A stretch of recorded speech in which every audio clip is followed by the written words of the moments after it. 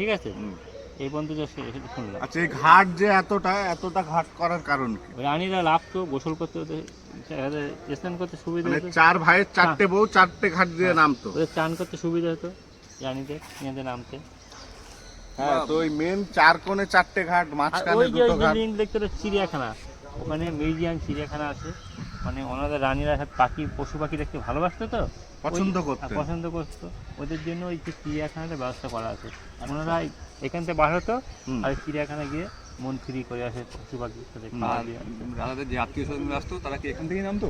তারা এখানে এই পুকুরে এসে মাছ ধরতো, মাছ নিয়ে খেলা করতো, ঠিক আছে, তারা এই পুকুর দিয়ে চান করতো। আচ্ছা, আমি শুনছিলাম নাকি ওটা কিচেন ছিল এক সময় ওদের, এখন অফিস হয়েছে, এটা কি সত্য? হ্যাঁ, ওটা আগে ওটা কিচেন ছিল, ঠিক আছে। আর ওই পাশে আসতে ওনারা ওই যে নাচ গান ফুর্তি আনন্দ করতো, সেই ওই মিউজিয়াম আছে ওই পাশটায়। আচ্ছা, ওটা আপনাদের পরে ভিডিও দেখাবো। আচ্ছা, এই বর্তমানে যে মাছগুলো আছে এগুলো কি 300 বছর করে বয়স? এগুলো মাছের বয়স নয়, মাছের মাদের বয়স 300 বছর। আচ্ছা। তারা